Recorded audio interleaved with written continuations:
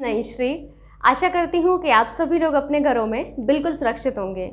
मैंने आप सभी को क्लास 3rd और क्लास 4th की एनसीईआरटी कवर करवा दी है। अब मुझे क्लास 5th की एनसीईआरटी को और कवर कराना है, जिसको मैं थोड़े समय बाद कवर कराऊंगी। आज मैं यहाँ पर एक नई थीम स्टार्ट करने वाली हूँ, फूड यानी कि भोजन। मैं आपको एक थीम यानी कि आवास थीम को कवर करा चुकी हूँ। आज हम यहाँ पर जो आपका भोजन यानी कि फूड थीम है, इसको कवर करने वाले हैं, जिसमें हम सबसे पहले जानेंगे पोषण हम किसे कहते हैं। अगर मैं बात करूं पोषण की, तो पोषण आपका संतुलित आहार को ग्रहण करने की क्रिया होती है। अब संतुलित आहार क्या होता है? क्या जो आप पिज़्ज़ा बर्गर खाते हैं वो भी संतुलित आहार में आएगा, या फिर जो आप कोल्ड ड्रिंक पीते हैं वो भी संतुलित आहार में आएगा, या फिर आप कुछ और ड्रिंक करते हैं तो वो आपका संतुलित आहार में आएगा? ये जानना जरूरी है कि हम संतुलित आहार कहते किसे हैं। संतुलित आहार वो आहार होता है जिसमें कार्बोहाइड्रेट हो, जिसमें वसा हो, जिसमें विटामिन हो और जिसमें प्रोटीन हो। यानी कि एक ऐसा आहार जिसमें कार्बोहाइड्रेट, वसा, प्रोटीन और आपका क्या होता है, विटामिन्स होते हैं। ऐसे आहार को हम संतुलित आहार कहते हैं। लेकिन ये जो आपके कार्बोहाइड्रेट हैं, प्रोटीन हैं, विटामिन्स हैं और आपका वसा यानी कि फैट है, ये सब आपके बेसिकली एक सही मात्रा में होना चाहिए, जितना एक पर्सन को ज़रूरी है। अगर ऐसा फूड जिसमें आपके ये सभी प्रेजेंट हैं, सही मात्रा में प्रेजेंट हैं, जितना हमारी बॉडी को रिक्वायरमेंट है, तो उस आहार को हम संतुलित आहार कहते हैं। संतुलित आहार अभी आपको समझ में आ चुका है। तो संतुलित आहार को ग्रहण करने की जो आपकी क्रिया है, इसको हम पोषण कहते हैं। अब आपका जो पोषक पदार्थ हैं, ये 2 तरीके के होते हैं। तो इसमें आपका पहला होता है कार्बनिक एंड दूसरा होता है हमारा अकार्बनिक। ठीक है, अगर मैं कार्बनिक की बात करूं तो इसमें हमारा आता है कार्बोहाइड्रेट, वसा, प्रोटीन एंड विटामिन्स आते हैं।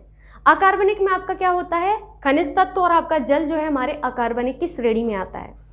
अब सबसे पहले मैं कार्बनिक की बात करूं तो हमारा कार्बोहाइड्रेट है, हमारा प्रोटीन है, हमारा विटामिन है और हमारा फैट है। यहाँ पर आप देखिएगा कि ये जो कार्बोहाइड्रेट है और आपका जो ये फैट है, ध्यान से सुनिएगा, कार्बोहाइड्रेट और जो फैट है, इसका जो बेसिकली यूज़ होता है वो हमारे शरीर को ऊर्जा प्रदान करने में होता है। हमें कार्बोहाइड्रेट और वसा से ऊर्जा मिलती है। हमारे शरीर को ऊर्जा देने का काम करते हैं कार्बोहाइड्रेट और वसा।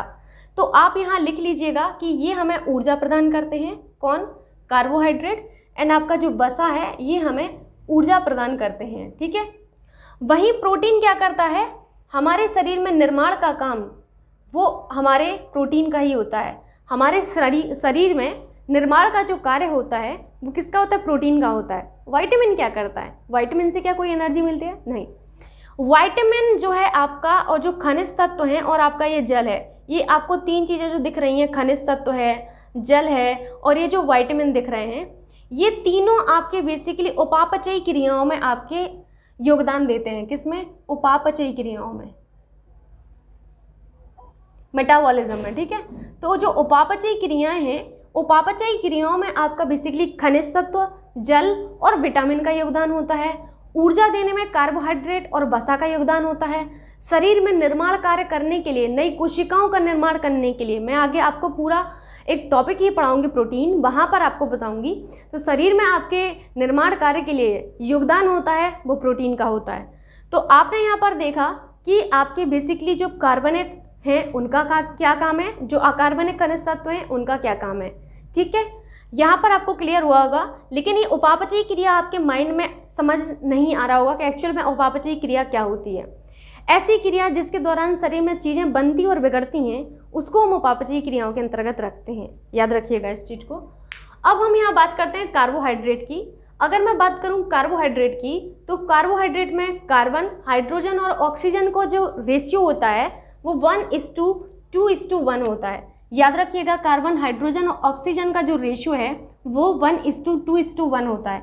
याद रखेंगे आप लोग कि कार्बोहाइड्रेट जो होता है, इसमें कार्बन का, हाइड्रोजन का और ऑक्सीजन का रेशियो 1:2:1 होना चाहिए। याद रखिएगा, 1 ग्राम कार्बोहाइड्रेट जो होता है, 1 ग्राम कार्बोहाइड्रेट से हमें कितनी ऊर्जा मिलती है, 1 ग्राम कार्बोहाइड्रेट से हमें 4.2 किलो कैलोरी ऊर्जा मिलती है। कितनी, 4.2 किलो कैलोरी ऊर्जा मिलती है। वेरी वेरी इंपॉर्टेंट, ये आपसे एग्जाम में पूछा जाता है कि 1 ग्राम कार्बोहाइड्रेट जो होता है उससे हमें कितनी किलो कैलोरी ऊर्जा मिलती है। तो हमें जो ऊर्जा मिलती है 1 ग्राम कार्बोहाइड्रेट से वो 4.2 किलो कैलोरी मिलती है। कार्बोहाइड्रेट की जो इकाई होती है यानी कि कार्बोहाइड्रेट की जो यूनिट है वो क्या होती है, तो वो होती है आपकी ग्लूकोज। आप लोग 1 मिनट दीजिएगा, मैं पानी पी लूँ।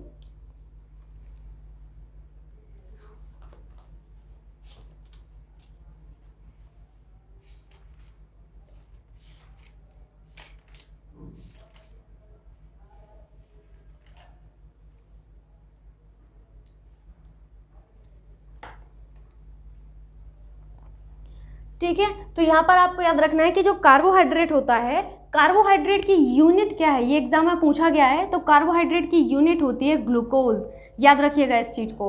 अब ग्लूकोज के अणु जो है आपस में ग्लाइकोसिडिक बंध से बंधे होते हैं। बहुत सारे ग्लूकोज के अणु होते हैं, ये इस तरीके से ग्लूकोज के अणु होंगे और इनके बीच में ग्लाइकोसिडिक बंध होता है। क्या होता है? ग्लाइकोसिडिक बंध होता है। ये ग्लाइकोसिडिक बंध से बने होते हैं। बहुत सारे जब ग्लूकोज के मॉलिक्यूल्स मिलते हैं तब जाके आपका कार्बोहाइड्रेट का निर्माण होता है। याद रखिएगा कि ग्लूकोज के अणु जब आपस में मिलेंगे, चूंकि एक यूनिट जो है आपकी क्या है, ग्लूकोज है आपके कार्बोहाइड्रेट की। जैसे हमारे शरीर की इकाई क्या होती है, कोशिका होती है, आप सभी को पता है। जब बहुत सारी कोशिकाएं मिलती हैं तो बहुत सारी कोशिकाओं के मिलने से हमारे शरीर का निर्माण हुआ है। ऐसे ही अगर कार्बोहाइड्रेट का निर्माण करना है तो उसके लिए बहुत सारे ग्लूकोज के अणु मिलेंगे। बहुत सारे ग्लूकोज के अणु ग्लाइकोसिडिक बंध से आपस में बंधे होंगे, उसके बाद हमारा ग्लूकोज का निर्माण होता है। तो आपको यहाँ पर समझ में आ चुका होगा कि हमारे ग्लूकोज के अणुओं के आपस में जुड़ने से कार्बोहाइड्रेट का निर्माण होता है।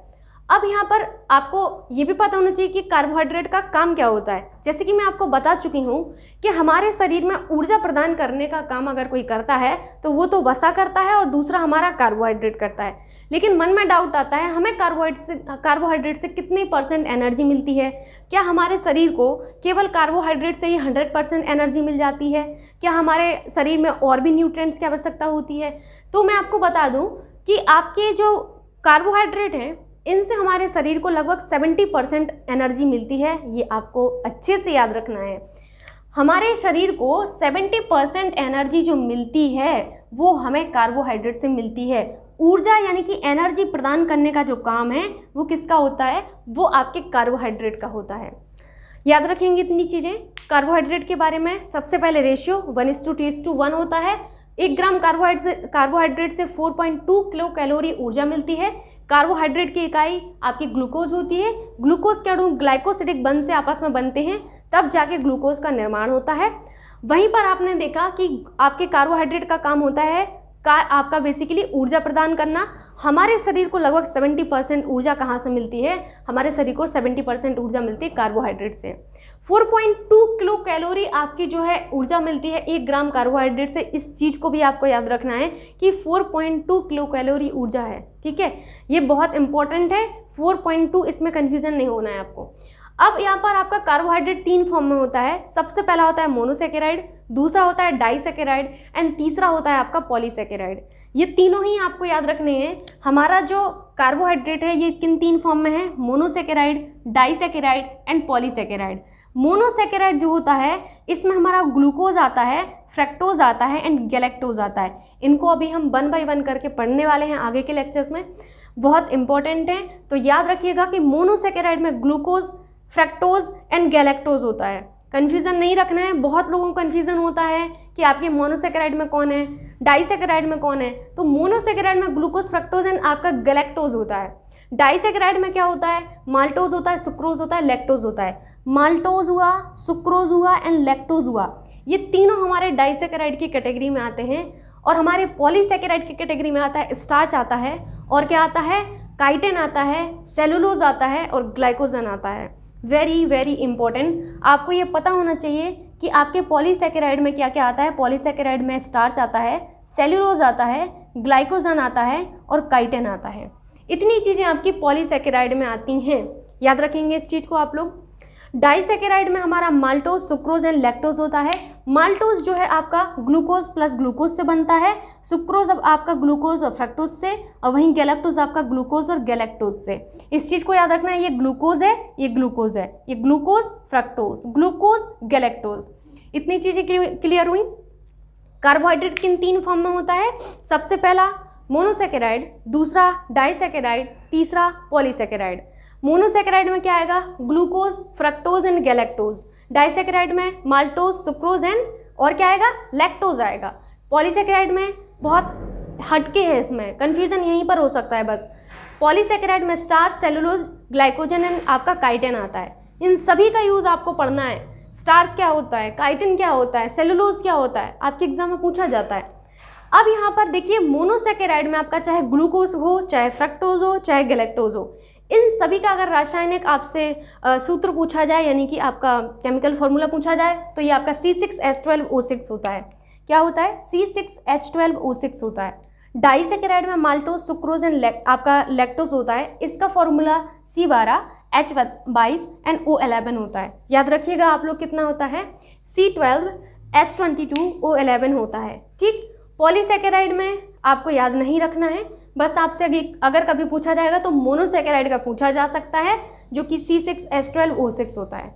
इतनी चीज़ें आप लोगों को क्लियर हुई एंड आई विश ये चीज़ें आपको क्लियर हुई होंगी कि आपका एक्चुअल में कार्बोहाइड्रेट क्या है, इसका हमारी बॉडी में जो है कितना योगदान होता है एनर्जी देने में, किन फॉर्म में होता है। अब हमें आगे के लेक्चर में मोनोसेकेराइड को, डाइसेकेराइड को एंड पॉलीसेकेराइड को बहुत ही अच्छे से डीपली पढ़ना होगा, क्योंकि इससे एग्जाम में क्वेश्चन आता है। मिलते हैं नेक्स्ट लेक्चर में, तब तक के लिए जय हिंद।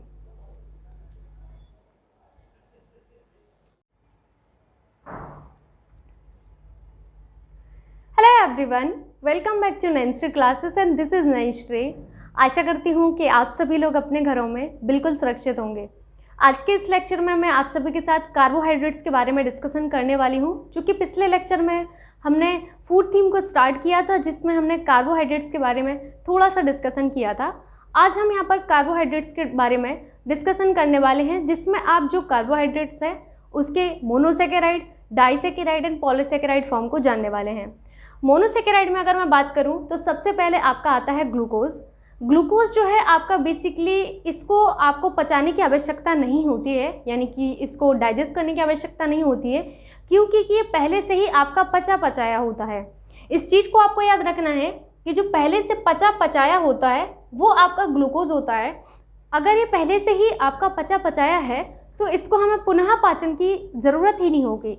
तो ग्लूकोज ही एक ऐसा आपका बेसिकली कार्बोहाइड्रेट है जिसको आपको पचाने की आवश्यकता नहीं होती है। इस चीज़ को आपको याद रखना है। ग्लूकोज जो है इसके विखंडन से हमारे शरीर को ऊर्जा मिलती है, जिस वजह से हम ग्लूकोज को कोशिकीय ईंधन भी कहते हैं। अगर आपसे कभी पूछा जाए कि कोशिकीय ईंधन हम किसको कहते हैं, किस कार्बोहाइड्रेट को हम कोशिकीय ईंधन कहते हैं, तो कोशिकीय ईंधन हम ग्लूकोज को कहते हैं। क्यों कहते हैं? क्योंकि ग्लूकोज के विखंडन से ही हमारे शरीर को ऊर्जा मिलती है, जिस वजह से हमने ग्लूकोज को क्या कहा, जिस वजह से हमने ग्लूकोज को कोशिकीय ईंधन भी कहा।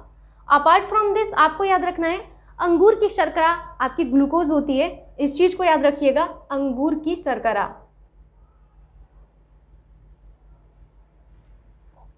अंगूर की शर्करा, अंगूर की शर्करा क्या होती है? अंगूर की शर्करा आपकी ग्लूकोज होती है। इस चीज़ को भी याद रखना है आप लोगों को। और आपका कोशिकीय ईंधन हम किसको कहते हैं? ग्लूकोज को कहते हैं। ब्लड शुगर ग्लूकोज ही होता है आपका। ठीक। नेक्स्ट है हमारा फ्रक्टोज। उसकी पहले आप मुझे थोड़ा सा टाइम दीजिए, मैं इसमें इंक फिल कर लूँ। आप सभी को मैं एक चीज़ बताऊँ, एक्चुअली मुझे घर जाना है, मुझे घर जाना था, तो इतना इमरजेंसी में घर जाना पड़ता है जहाँ पर कुछ बोल भी नहीं सकते हैं, तो मेरे पास टाइम नहीं था। मेरे पास मात्र एक दिन था और उस एक दिन में आप लोगों में से शायद ही कोई बिलीव करे कि उस एक दिन में मैं टोटल 9 वीडियोस शूट कर चुकी हूँ। क्योंकि घर पे इतना फैसिलिटी नहीं है, ना तो मेरे पास वहाँ पर बोर्ड है और ना ही मेरे पास वहाँ पर इंटरनेट है। आप सभी को पता है एक क्लास जो होती है वो आपकी जो बोर्ड वाली क्लास है जैसे ये, तो जो आपका कैमरे से जो शूट होता है फ़ोन के कैमरे से, वो लगभग आपके 6 से 8 GB तक का कभी कभी वीडियो बन जाता है। इतना इंटरनेट रिचार्ज करवाने की ताकत भी नहीं है और इतना मिलता भी नहीं है जियो की तरफ से, है ना। तो उसके लिए मैंने सोचा कि रोने के बजाय, या तो देखो मेरे पास 2 ऑप्शन थी, या तो मैं बैठ के रोऊं या फिर मैं क्या करूं कि जितना मेरे पास टाइम है उसको मैं यूज़ करूं। तो मैंने सोचा कि रोने के बजाय क्यों ना मैं, मेरे पास जितना समय है मैं उसको यूज़ करती हूँ। मैंने पिछले इन एक दिन में टोटल 9 वीडियो रिकॉर्ड किए हैं और ये 9वां वीडियो है आपका। आइए देखते हैं। यहाँ पर मैंने आपको बताया फ्रक्टोज के बारे में हम देखते हैं। जो आपका फ्रक्टोज है ये आपका सबसे मीठी शर्करा होती है। आप लोग कहेंगे कि मैंने तो आपका जो है सैकरिन पढ़ा है कि सैकरिन हमारा सबसे मीठी शर्करा है। सैकरिन आपका आर्टिफिशियल रूप से यानी कि कृत्रिम रूप से है, लेकिन हमारा जो फ्रक्टोज है, फ्रक्टोज आपका प्राकृतिक रूप से सबसे मीठी शर्करा मानी जाती है। यानी कि जो नेचुरल आपका जो शुगर है, जो आपका सबसे ज़्यादा मीठा है, तो वो आपका कौन होगा? वो होगा आपका फ्रक्टोज। इस चीज़ को आपको अपने माइंड में रखना है। प्राकृतिक रूप से सबसे मीठी शर्करा हमारी कौन सी होती है? फ्रक्टोज। और कृत्रिम रूप से सबसे मीठी शर्करा पूछा जाए कभी, तो कृत्रिम रूप से सबसे मीठी शर्करा में हमारा क्या आएगा? आपका सैकरिन आएगा। लेकिन आप फिर भी गलत हैं। क्यों? क्योंकि सैकरिन को सेकंड नंबर पे रखा गया है। सैकरिन का है, सैकेराइड का है, इसको सेकंड नंबर पर सबसे मीठी शर्करा की कैटेगरी में रखा है, लेकिन कृत्रिम रूप से। तो फिर फर्स्ट नंबर पर कौन है? फर्स्ट नंबर पर है आपका एस्पर्टेम। याद रखिएगा, एस्पर्टेम जो है आपका, मैं यहाँ पर लिख देती हूँ एस्पर्टेम।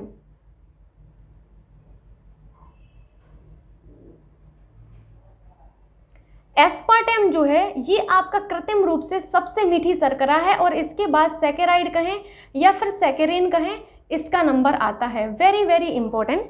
अब आपका ये कन्फ्यूज़न दूर हो जाना चाहिए कि हमारी जो बेसिकली आपके जो कृत्रिम रूप से सबसे मीठी शर्करा है वो एस्पार्टेम होती है और एस्पार्टेम सबसे ज़्यादा मीठी होती है और सेकंड नंबर पर हमने सैकेराइड को रखा हुआ है। ठीक, प्राकृतिक रूप से फ्रक्टोज। अब आपको मैंने इतनी बार बोल दिया है कि आपके माइंड में बैठ जाना चाहिए। फलों की शर्करा आपकी क्या है? फलों की शर्करा पूछी जाए क्या होती है? ग्लूकोज, फ्रक्टोज, माल्टोज या फिर आपका सुक्रोज। तो याद रखिएगा फ्रक्टोज फलों की शर्करा कहलाता है। शहद की शर्करा, हनी सभी को पसंद होता है। हनी में जो आपका शुगर होता है वो कौन सा होता है? तो वो आपका फ्रक्टोज होता है। तो अब आपको यहाँ पर याद रखना है, ग्लूकोज के बारे में मैंने आपको क्या बताया? ग्लूकोज के बारे में मैंने बताया कि ऑलरेडी पचाया होता है, तो इसको हमें अलग से पाचन करने की ज़रूरत नहीं होती है। अपार्ट फ्रॉम दिस मैंने आपको अंगूर की शर्करा बताई। अंगूर की शर्करा आपका ग्लूकोज होता है और उसके बाद मैंने बताया ब्लड शुगर आपका ग्लूकोज ही होता है। नेक्स्ट मैंने फ्रक्टोज के बारे में बताया। फ्रक्टोज जो है आपका प्राकृतिक रूप से सबसे मीठी शर्करा है और इसको फलों की शर्करा और साथ ही साथ इसको शहद की शर्करा भी हम कहते हैं। तो आपको मोनोसैकेराइड क्लियर हुआ होगा। अब हम मूव करते हैं नेक्स्ट डाइसैकेराइड पर। डाइसैकेराइड में सबसे पहले आपका आता है माल्टोज। माल्टोज की अगर मैं बात करूं तो माल्टोज ग्लूकोज और ग्लूकोज से मिलकर बनता है। आप सभी को पता है कि माल्टोज हमारा ग्लूकोज और ग्लूकोज से मिलकर बनता है। माल्टोज जो है इसको हम अनाजों की शर्करा कहते हैं। अनाज जो होते हैं उनमें भी एक शर्करा मौजूद होती है और अनाजों में जो मौजूद शर्करा है उसको हम क्या कहते हैं? माल्टोज कहते हैं। क्लियर हुआ आपको कि हमारे अनाजों में जो मौजूद शर्करा है इसको हम माल्टोज कहते हैं। और सबसे ज़्यादा एनर्जी आपको अगर किसी शर्करा से मिलती है तो हमें माल्टोज से ही मिलती है। तो याद रखिएगा कि सबसे ज़्यादा ऊर्जा प्राप्त होती है हमें किससे? माल्टोज से। माल्टोज से ही हमें सबसे ज़्यादा ऊर्जा की प्राप्ति होती है। नेक्स्ट होता है हमारा सुक्रोज। सुक्रोज हमारा ग्लूकोज प्लस फ्रक्टोज से मिलकर बनता है। ये फ्रक्टोज लिखा हुआ है, FRACTOSE, फ्रक्टोज। तो ग्लूकोज प्लस फ्रक्टोज से जो शर्करा बनती है वो हमारा सुक्रोज होता है। अगर आपसे पूछा जाए गन्ने की शर्करा या फिर चुकंदर की शर्करा या फिर आपका टेबल शुगर, ये सभी आपका नाम दिया गया है आपकी सुक्रोज को। तो गन्ने में जो मौजूद शर्करा है वो हमारी क्या है? वो हमारी सुक्रोज होती है। चुकंदर में मौजूद शर्करा हमारी आपकी बेसिकली जो आप कहेंगे सुक्रोज होती है। टेबल शुगर के नाम से आपका सुक्रोज को ही जाना जाता है। Very very important, table sugar के नाम से सुक्रोज को ही जाना जाता है। नेक्स्ट है हमारा लैक्टोज। ग्लूकोज प्लस गैलेक्टोज से जो आपका बनता है वो आपका लैक्टोज होता है। दूध में जो मौजूद शर्करा होती है वो आपका लैक्टोज होती है। सबसे ज़्यादा मात्रा जो आपकी लैक्टोज की होती है वो माँ के दूध में होती है। इस चीज़ को याद रखिएगा कि जो माता का दूध होता है उसमें ही आपका सबसे ज़्यादा मात्रा में लैक्टोज पाया जाता है। तो लैक्टोज की सर्वाधिक मात्रा माता के दूध में होती है। इस चीज़ को आपको याद रखना है। इसीलिए सजेशन दिया जाता है जो न्यूबॉर्न बेबी होते हैं उनके लिए, है ना। तो इस चीज़ को भी आपको याद रखना है लैक्टोज के बारे में कि सर्वाधिक मात्रा में आपका लैक्टोज माता के दूध में होता है और आपके दूध की शर्करा लैक्टोज होती है। अब मैं मिल्क की बात करूं तो मिल्क जो होता है ये आपके कैल्शियम का बेसिकली एक अच्छा आपका सोर्स माना जाता है। मिल्क को आपके कैल्शियम का बहुत अच्छा सोर्स माना जाता है। जब कभी हमारे हाथ पैरों में बहुत दर्द होता है तो हम डॉक्टर के पास जाते हैं, डॉक्टर हमें बताता है कि आपके बॉडी में विटामिन डी की कमी हो चुकी है और कैल्शियम की कमी हो चुकी है। विटामिन डी वो हमें बोलता है कि सुबह की आप धूप लीजिए, और हमें कैल्शियम की कमी पूरा करने के लिए कुछ टैबलेट देता है, और साथ ही साथ कहता है कि आपको 1 गिलास दूध रोज़ पीना है। क्यों कहता है? क्योंकि हमारा जो मिल्क है, बेसिकली जो मिल्क होता है वो प्रचुर मात्रा में उसमें कैल्शियम पाया जाता है। इस वजह से हमें कैल्शियम की जो आपूर्ति है वो हमारी बॉडी में हो जाए, इसके लिए हमें सजेशन दिया जाता है कि आप जो है दूध पीजिए, है ना। नेक्स्ट है हमारा कि मिल्क में एक सफ़ेद रंग होता है, तो मिल्क में सफ़ेद रंग कैसिन के कारण होता है। एक होता है कैसीन, कन्फ्यूज़न नहीं आपके बीच में आपके मन में होने चाहिए। एक होता है हमारा कैसीन, देखिए इस टर्म को क्लियर करिएगा। एक है हमारा कैसीन, ठीक है, ये देखिए एक है कैसीन और एक है आपका क्या, कैसीन, ठीक है। इन दो टर्म को आपको कंफ्यूज नहीं करना है आपस में। क्यों नहीं करना है? क्योंकि कैसीन जो होता है वो आपके दूध के सफ़ेद रंग का कारण होता है, वहीं कैसीन एक प्रोटीन है जो कि मिल्क में होती है। तो मिल्क में मौजूद जो प्रोटीन है वो आपकी कैसीन है। आप सभी ने देखा होगा कि मिल्क में एक हल्का सा पीला रंग भी होता है, जैसे गाय का दूध देखा होगा तो उसमें हल्का सा पीलापन होता है, वो पीलेपन का कारण होता है कैरोटीन। ये चीज़ आपके लिए इंपॉर्टेंट है कि दूध में पीलेपन का कारण क्या है, कैरोटीन। व्हाइट रंग का कारण क्या है, कैसीन। याद रखेंगे इतनी चीज़ें। तो हमने अभी तक मोनोसैकेराइड एंड डाइसैकेराइड को अच्छे से क्लियर किया। डाइसैकेराइड में हमने पढ़ा माल्टोज के बारे में, जिसे अनाजों की शर्करा कहते हैं। सबसे ज़्यादा ऊर्जा जो है हमें इसी शर्करा से मिलती है। सुक्रोज की बात करूं तो गन्ने की शर्करा कहें, चुकंदर की शर्करा कहें या फिर टेबल शुगर कहें, ये सब हमारे सुक्रोज हैं। नेक्स्ट होता है आपका लैक्टोज। लैक्टोज जो है दूध की शर्करा होता है। माता के दूध में सबसे ज़्यादा मात्रा में आपका लैक्टोज मौजूद होता है। याद रखेंगे इतनी चीज़ें आप लोग। अब हम यहाँ पर पढ़ने वाले हैं पॉलीसैकेराइड के बारे में। पॉलीसैकेराइड में हम सबसे पहले जानते हैं स्टार्च के बारे में। स्टार्च क्या होता है? स्टार्च आप सभी लोगों ने सुना होगा। स्टार्च बेसिकली आप जब डॉक्टर के पास जाते हैं, मैं बेसिकली डॉक्टर का एग्जांपल आज ज़्यादा ही ले रही हूँ क्योंकि आज हम ऐसा टॉपिक ही पढ़ रहे हैं। कार्बोहाइड्रेट्स हुआ, आगे चल के हम प्रोटीन पढ़ेंगे, आगे चल के हम वसा पढ़ेंगे, वाइटामिन्स पढ़ेंगे, तो यहाँ तो जिक्र होगा ही डॉक्टर्स का। तो जो डॉक्टर्स के पास जब आप जाते हैं तो आपको एक बड़ी सी कैप्सूल दी जाती है, और वहाँ उस कैप्सूल को देख के जो गुस्सा आती है, उसको तो देख के कम ही गुस्सा आती है। जैसे ही डॉक्टर सुई के लिए बोलता है ना, तब ऐसे लगता है कि डॉक्टर का जो गले में जो सजावट का सामान है, ऐसा लगता है उठा के फेंक दे, है ना। तो वो जो कैप्सूल आपको दिया जाता है, तो कैप्सूल का जो बेसिकली ऊपर का जो आवरण होता है वो आपका स्टार्च का ही बना होता है। तो इसका उपयोग दवा के जो कैप्सूल्स हैं इसमें किया जाता है, किसमें? दवाइयों के कैप्सूल्स में किया जाता है। पौधों में आपका जो स्टोर के जो आपका भोज्य पदार्थ है वो किस रूप में स्टोर होकर रहता है?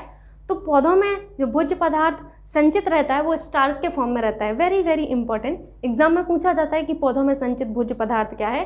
स्टार्च, ग्लाइकोजन, सेल्यूलोज या काइटिन। याद रखिएगा कि स्टार्च ही आपका पौधों में संचित भोज्य पदार्थ होता है। नेक्स्ट होता है आपका ग्लाइकोजन। अगर मैं ग्लाइकोजन की बात करूं तो एनिमल में संचित भोज्य पदार्थ ही आपका ग्लाइकोजन होता है। बेसिकली यकृत में ही आपका संचित रहता है। बहुत सारी यहाँ पर लड़कियाँ होंगी और लड़के भी होंगे जो फास्ट रखते होंगे। लड़कियाँ जैसे करवा चौथ रखती हैं तो पूरा दिन वो भूखा रहती हैं। अब मन में आता है कि ये पूरा दिन भूखा रह ले रही हैं, इनको भूख भी नहीं लग रही है, और ऐसा क्या है हमारी बॉडी में कि जिस वजह से हम इतने ज़्यादा घंटों तक भूखे रह पा रहे हैं, फास्ट कर पा रहे हैं? तो वो सिर्फ और सिर्फ हम ग्लाइकोजन की वजह से कर पा रहे हैं। क्यों? क्योंकि ये जो ग्लाइकोजन है ये हमारे बॉडी में संचित भोज्य पदार्थ है। ये हमारे यकृत में संचित रहता है। जब भी हमें ज़रूरत पड़ती है तो ज़रूरत पड़ने पर ये आपका ग्लूकोज में परिवर्तित हो जाता है। ग्लूकोज में परिवर्तित होकर हमारी बॉडी को जब हमें ज़रूरत होती है तो ऊर्जा दे देता है, और ऊर्जा देता है तो हम फास्ट रख पाते हैं। यानी कि अगर हमने फास्ट रख पाया है तो हमारा क्रेडिट हमारे ग्लाइकोजन को जाता है, क्योंकि ग्लाइकोजन की वजह से ही हम फास्ट रख पा रहे हैं। ये ग्लाइकोजन करता क्या है कि जब हमें ज़रूरत पड़ती है, हमारी बॉडी को जब भी ज़रूरत पड़ती है, तो ये आपका ग्लूकोज में परिवर्तित हो जाता है और हमारी बॉडी जो होता है उसको एनर्जी देता है। याद रखेंगे आप लोग। तो एनिमल में जो संचित भोज्य पदार्थ है वो हमारा क्या है? ग्लाइकोजन ही है, और ये आपका लीवर में यानी कि यकृत में संचित रहता है। नेक्स्ट हमारा सेल्यूलोज। अब सेल्यूलोज क्या होता है? देखिए, अगर मैं सेल्यूलोज की बात करूं तो ये आपके सर्वाधिक मात्रा में पाया जाने वाला कार्बोहाइड्रेट होता है। वेरी वेरी इंपॉर्टेंट, याद रखिएगा। सर्वाधिक मात्रा में पाए जाने वाला आपका जो कार्बोहाइड्रेट है वो आपका क्या होता है? सेल्यूलोज होता है। ये आपके प्लांट सेल की कोशिका भित्ति के निर्माण में, जो आपकी प्लांट सेल है उसमें जो आपकी सेल वॉल होती है, कोशिका भित्ति, इसके निर्माण में एक इम्पॉर्टेंट रोल प्ले करता है। और मानव जो है यानी कि ह्यूमन बीइंग जो होते हैं उसमें सेल्यूलोज का पाचन नहीं होता है। लेकिन ऐसा नहीं है कि होता ही नहीं था, कभी नहीं, पहले होता था। इसका पाचन पहले होता था लेकिन अभी नहीं होता है। क्यों नहीं होता है? क्योंकि सेल्यूलोज का जो पाचन है वो हमारा एक अवशेषी अंग करता था। कौन सा अवशेषी अंग? वर्मीफर्म अपेंडिक्स। ये क्या करता था? ये बेसिकली आपके सेल्यूलोज के पाचन में एक महत्वपूर्ण भूमिका निभाता था। लेकिन अब ये हमारी बॉडी में एक अवशेषी अंग बन चुका है। अवशेषी अंग में हमारे विजडम टीथ भी आते हैं और हमारे कान की जो पिन्नी होती है, पिन्नी ही कहते हैं उसको, ये भी आती है। तो याद रखिएगा कि सेल्यूलोज का पाचन पहले तो होता था। वर्मीफर्म अपेंडिक्स हमारा क्या करता था? इस सेल्यूलोज के पाचन में एक महत्वपूर्ण भूमिका निभाता था। बट अब वो हमारे शरीर में एक अवशेषी अंग है, जिस वजह से सेल्यूलोज का पाचन अब हमारी बॉडी में नहीं हो पाता है। इस चीज़ को आपको याद रखना है कि ऐसा कौन सा हमारा कार्बोहाइड्रेट है जिसका पाचन हमारे शरीर में नहीं होता है। तो वो कार्बोहाइड्रेट है हमारा कौन सा? आप सभी को पता है, सेल्यूलोज। क्लियर हुआ होगा। नेक्स्ट हमारा और लास्ट है काइटिन। काइटिन की बात करूं तो हमारा बेसिकली इसका उपयोग जो वाहक कंकाल हैं इसके निर्माण में होता है। जैसे पक्षियों के पंख में जो आपके वाहक कंकाल हैं इनके निर्माण में आपका किसका यूज़ होता है? काइटिन का होता है। कवक जो है इसकी कोशिका भित्ति आपके काइटिन की ही बनी होती है। तो कवक की कोशिका भित्ति कभी पूछी जाए, इंपॉर्टेंट है, तो कवक की कोशिका भित्ति हमारे काइटिन की बनी होती है। याद रखिएगा इतनी चीज़ें। आज के इस लेक्चर में हम फैट को कवर करने वाले हैं।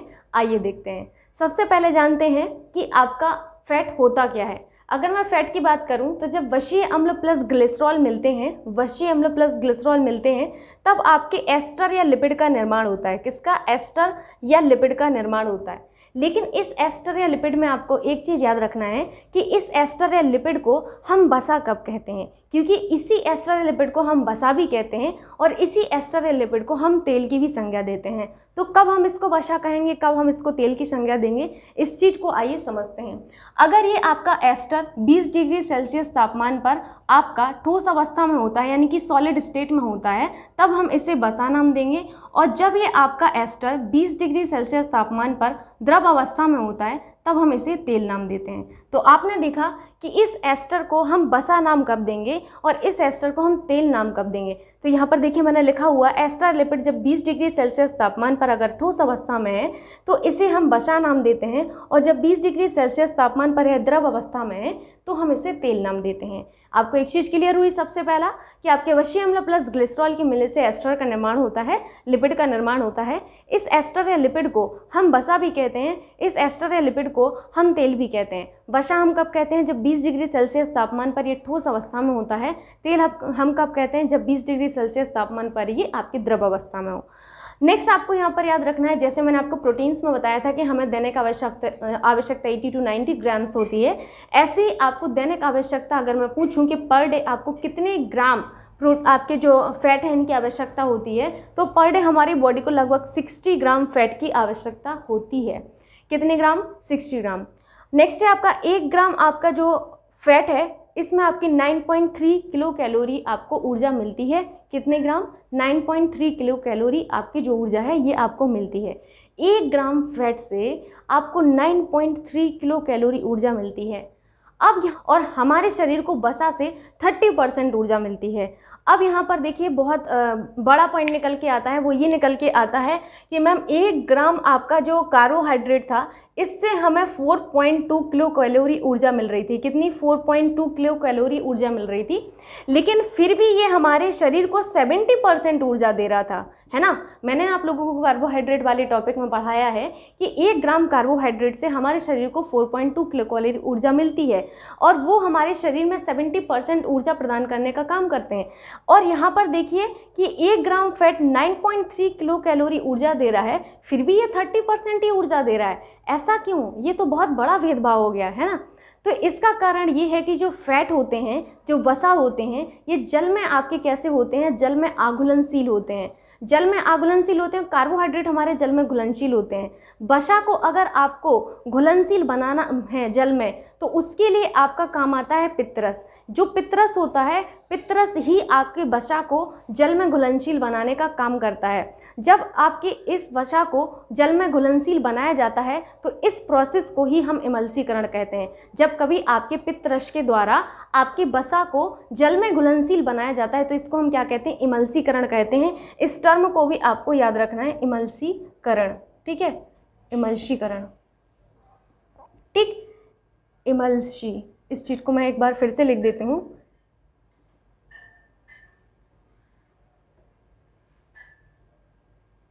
ठीक है, इमल्सीकरण। मैं फिर से इस चीज़ को बता देती हूँ, मैंने ये कहा है कि वसा जो होते हैं वो आपके जल में अघुलनशील होते हैं, जबकि कार्बोहाइड्रेट आपके जल में अघुलनशील नहीं है। वसा को अगर आपको जल में घुलनशील बनाना है तो वसा को जल में घुलनशील बनाने का काम पित्तरस का होता है। किसका होता है? पित्तरस का होता है। ये जो पित्तरस है, ये पित्तरस ही आपका जो है इस वसा को जल में घुलनशील बनाने का काम करता है। जब कभी भी पित्तरस के द्वारा आपके वसा को जल में घुलनशील बनाया जाता है तो इसको हम क्या कहते हैं, इसको हम इमल्सीकरण कहते हैं। इस प्रोसेस को इमल्सीकरण कहा जाता है। याद रखिएगा आप लोग इस चीज़ को, ठीक। नेक्स्ट यहाँ पर पॉइंट लिखा है मैंने कि वसा जल में अघुलनशील होते हैं। वसा की सबसे छोटी इकाई वशीय अम्ल और आपकी क्या होती है, ग्लिसरॉल होती है। ये नया पॉइंट था यहाँ से, ठीक है। वसा की जो सबसे छोटी इकाई है वो क्या होती है, देखिए वसा की सबसे छोटी इकाई जो होगी वशीय अम्ल होगी और आपकी क्या होगी, ग्लिसरॉल होगी। याद रखिएगा आप लोग कि वसा की सबसे छोटी इकाई जो होगी वो हमारी आपके बेसिकली क्या होगा, वो होगा हमारा वशीय अम्ल और ग्लिसरॉल होगा हमारा वसा की सबसे छोटी इकाई मानी जाएगी। याद रखिएगा वसा के जो अणु हैं वो आपस में एस्टर बंध से आपके बंधे होते हैं। किस बंध से? एस्टर बंध से।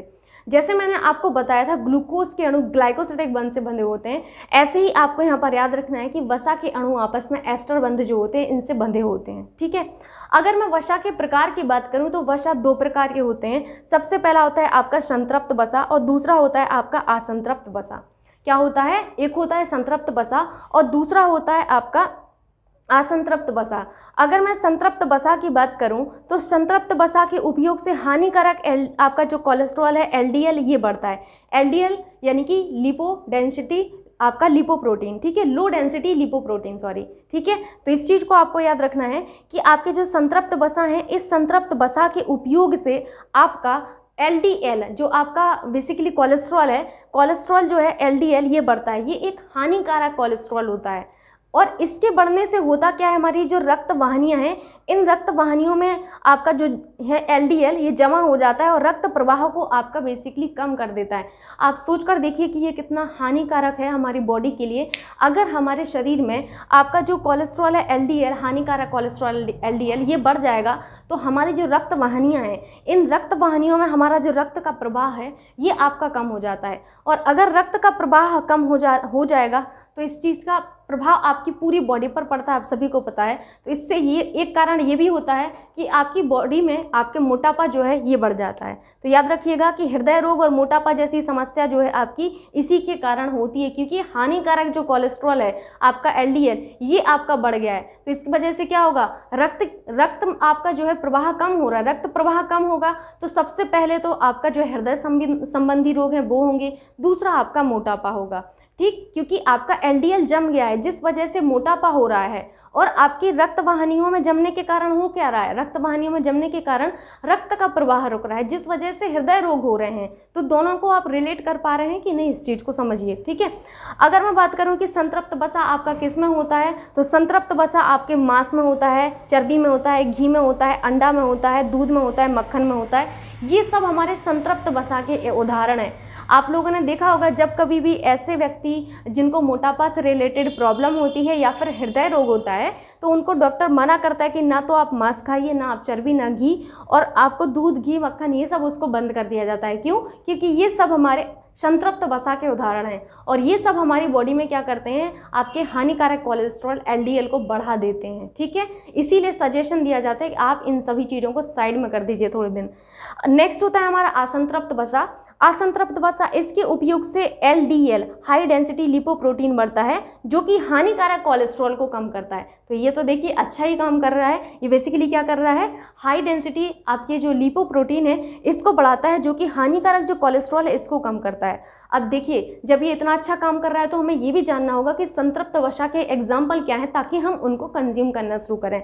तो यहाँ पर याद रखिएगा, मछली हुआ, सोयाबीन हुआ, अलसी हुआ, सूरजमुखी हुआ, अरंडी हुआ, ये सब के सब हमारे एग्जाम्पल होते हैं आपके असंतृप्त वसा के। याद रखिएगा आप लोग, संतृप्त वसा में दूध, घी, मक्खन ये सब आते हैं। असंतृप्त में मछली, सोयाबीन, अलसी, सूरजमुखी, अरंडी ये सब आते हैं। ठीक है, नेक्स्ट होता है हमारे यहाँ पर वसा के स्रोत। आइए जानते हैं वसा के स्रोत क्या हैं। तो वसा के स्रोत में एक तो होते हैं जंतु वसा, दूसरे होते हैं वनस्पति वसा। एक तो हमें जंतुओं से प्राप्त होते हैं वसा, उनको हमने जंतु वसा कह दिया, और एक वसा जो हमें हमारे वनस्पतियों से प्राप्त होते हैं तो उनको हमने वनस्पति वसा कह दिया। जैसे जंतुओं से जो प्राप्त वसा है उसमें हमारा दूध आता है, घी आता है, मक्खन आता है, अंडा आता है, मांस आता है, मछली आता है और चर्बी आता है।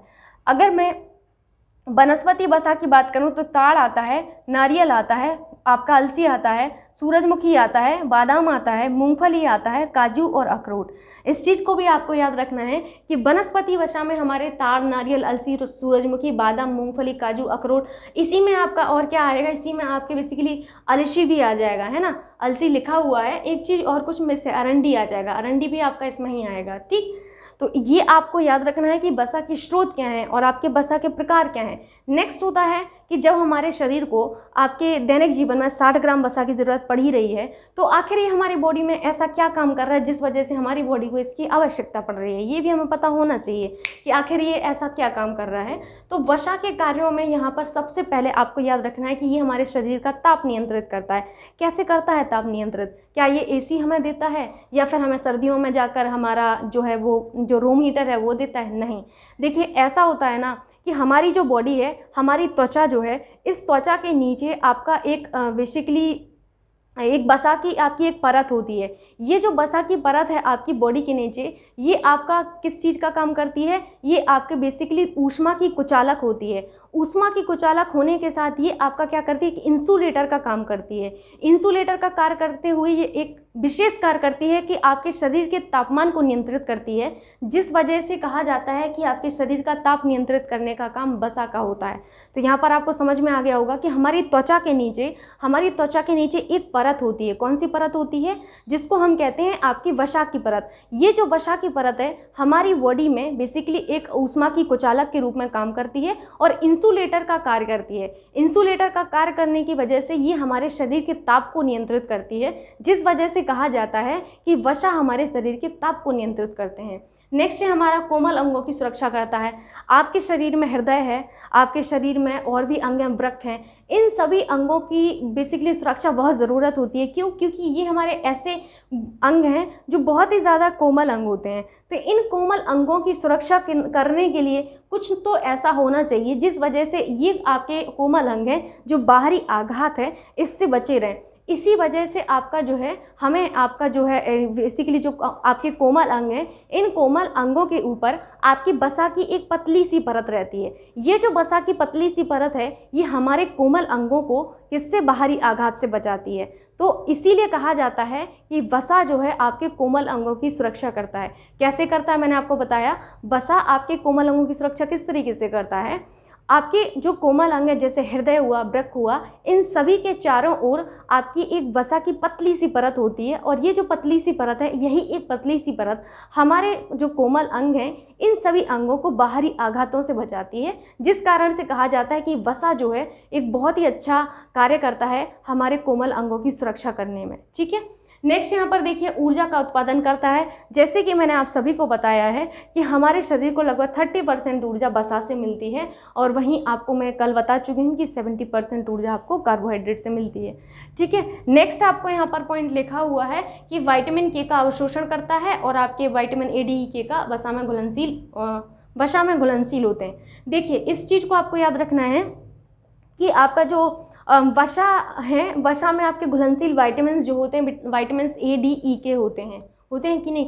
जो वाइटामिन ए डी ई के हैं, ध्यान से समझिएगा, बहुत इंपॉर्टेंट है, ये सिर्फ और सिर्फ आपके वसा में घुलनशील हैं।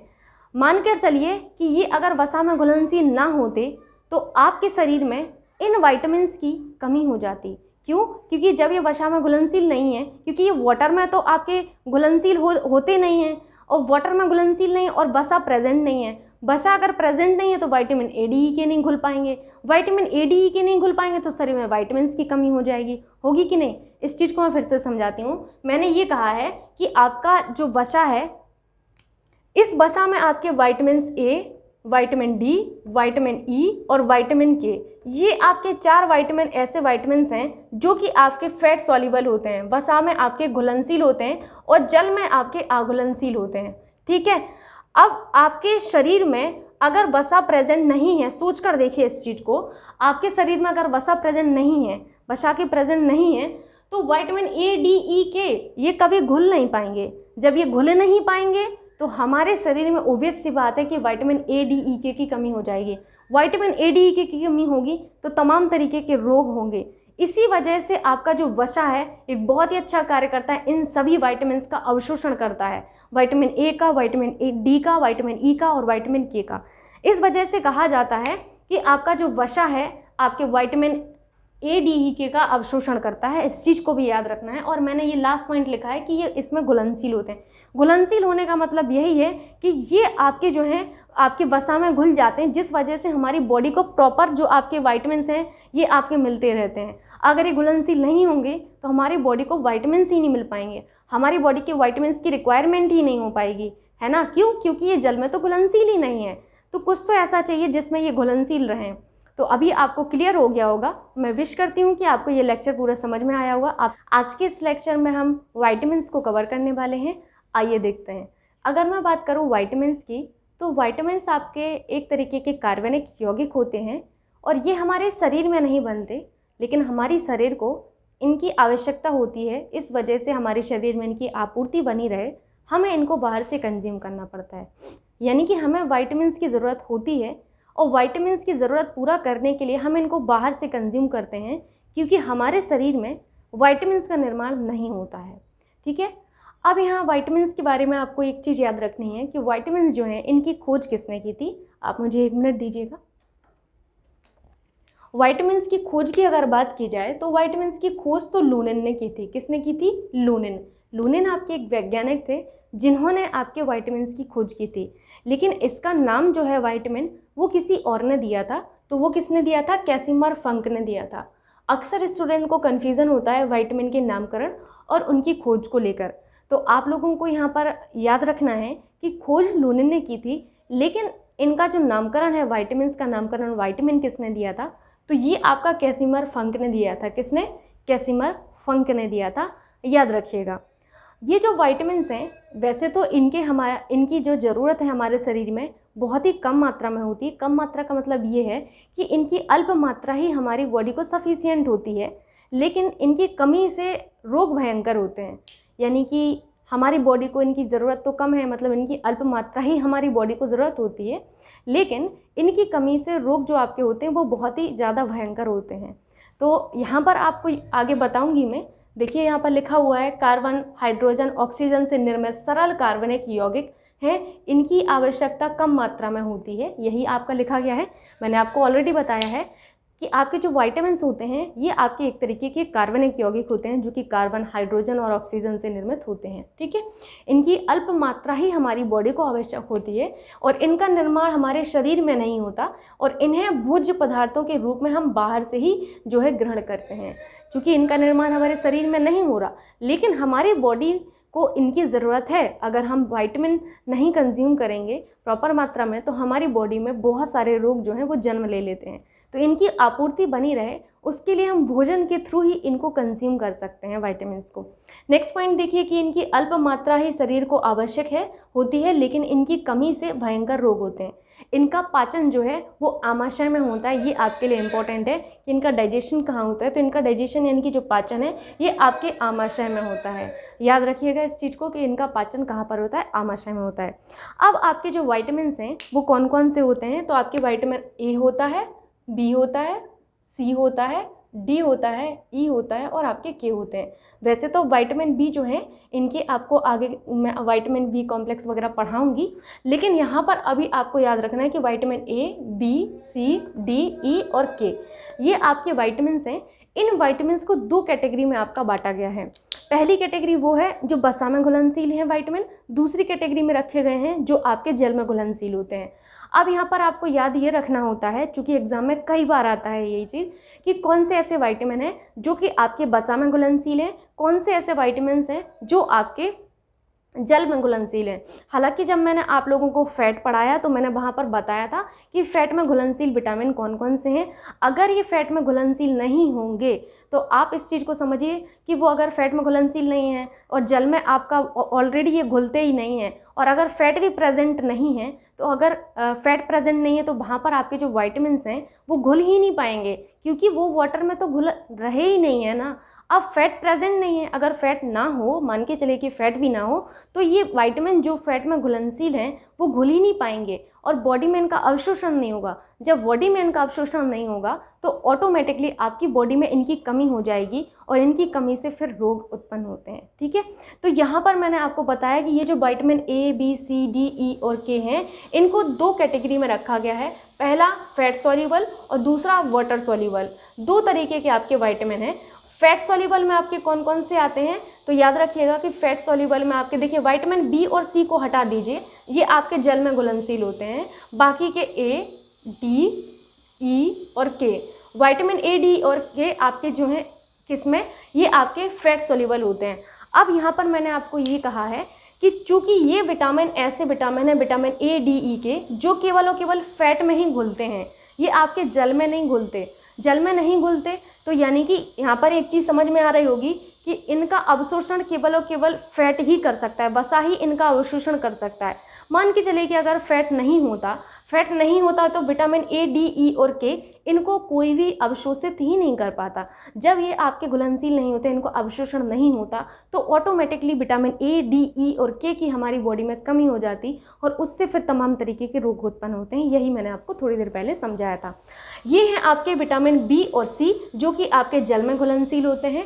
अब ये जल में घुलनशील हैं तो जिस वजह से ये हमारी बॉडी से निकल जाते हैं। क्यों? क्योंकि आप सभी को पता है कि हमारी बॉडी से आपका जो जल है वो आपका निकलता रहता है, जिस वजह से आपका, जैसे आप सभी को पता है कि हमारी बॉडी से जल किस किस माध्यम से निकलता है, जैसे पसीने के माध्यम से निकलता है एंड मूत्र के माध्यम से निकलता है। तो आप सभी इस चीज़ को समझ सकते हैं कि जब ये विटामिन आपके शरीर से निकलते रहते हैं, विटामिन बी एंड सी जब ये निकलते रहते हैं, लेकिन हमारी बॉडी तो कहती है कि हमें तो विटामिन ए भी चाहिए, बी भी चाहिए, सी भी चाहिए, डी भी चाहिए और हमें के भी चाहिए। तब इस केस में फिर क्या करेंगे? तब इस केस में आता है कि इन विटामिन्स को हमें डेली बेसिस पर कंज्यूम करना पड़ता है। इस चीज़ को आप समझ रहे हैं? आपसे एग्जाम में यही पूछा जाता है ऐसे कौन से विटामिन हैं जिनको हमें प्रतिदिन कंज्यूम करना पड़ता है। तो आपको पता होना चाहिए कि हमारे विटामिन बी और सी जो हैं ऐसे विटामिन हैं जिनको हमें प्रतिदिन कंज्यूम करना पड़ता है। क्यों करना पड़ता है? क्योंकि ये जल के माध्यम से हमारे शरीर से बाहर निकल जाते हैं, इस वजह से कहा जाता है कि इनको हमें कंज्यूम करना पड़ेगा। अच्छा एक बात बताइए, जो चीज़ आपके शरीर से निकल रही है लेकिन बॉडी को उसकी ज़रूरत है तो हमें उसको पूरा करना पड़ेगा। क्योंकि फैट सॉल्युबल विटामिन के साथ ऐसा नहीं है, वाटर सॉल्युबल जो विटामिन है उनके साथ ही ऐसा है। तो इस चीज़ को भी आपको याद रखना है। अब यहाँ पर जो मैंने इतना आपको समझाया है, यहीं पर ये लिखा हुआ है कि शरीर में स्टोर नहीं हो पाते, इसलिए इन्हें प्रतिदिन लेना आवश्यक है। अब विटामिन ए, डी, ई के बारे में ये है कि ये शरीर में स्टोर हो जाते हैं, और जब ये स्टोर हो जाते हैं ऑलरेडी जो हमारे पास चीज़ है तो हम उसको प्रतिदिन नहीं लेंगे, उसको हम टाइम टू टाइम ही ले पाएंगे, है ना। सिंपल सी बात है ये तो।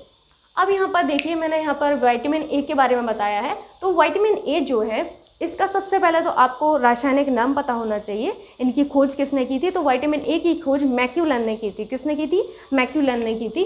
तो आपको इनका नाम याद रखना है कि विटामिन ए की जो खोज है ये आपके मैक्यूलन ने की थी। Apart from this vitamin A का नाम रेटिनॉल है। क्या है? रेटिनॉल है। और इसकी कमी से ज़रफ-थैलेमिया एंड आपका रतौंधी नामक रोग होता है।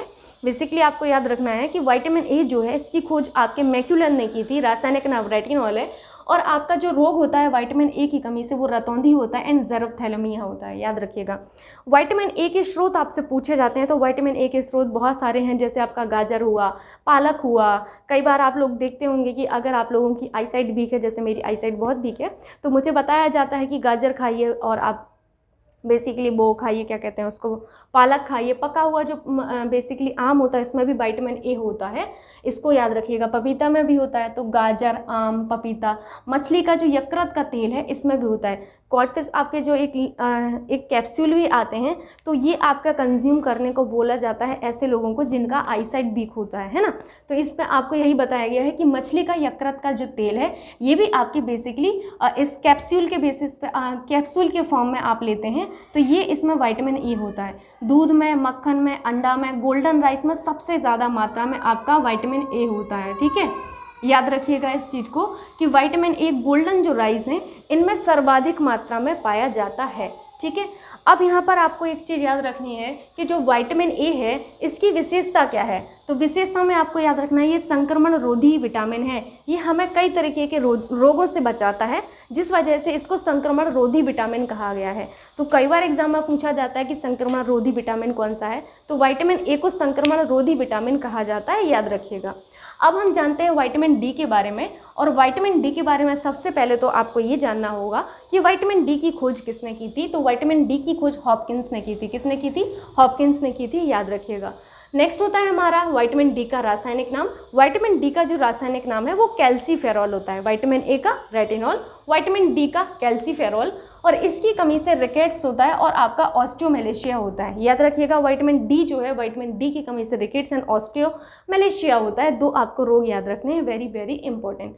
अब हम अगर बात करें स्रोत की, तो विटामिन डी के जो स्रोत हैं वो सबसे अच्छा आपको पता है कि सूर्य का जो प्रकाश है, नेचुरल जो लाइट है, वो हमारा बेस्ट आपका सोर्स माना जाता है विटामिन डी का। मक्खन, अंडा और मछली का जो आपका यकृत है, ये आपका बेसिकली इसमें विटामिन डी पाए जाते हैं इन सब में।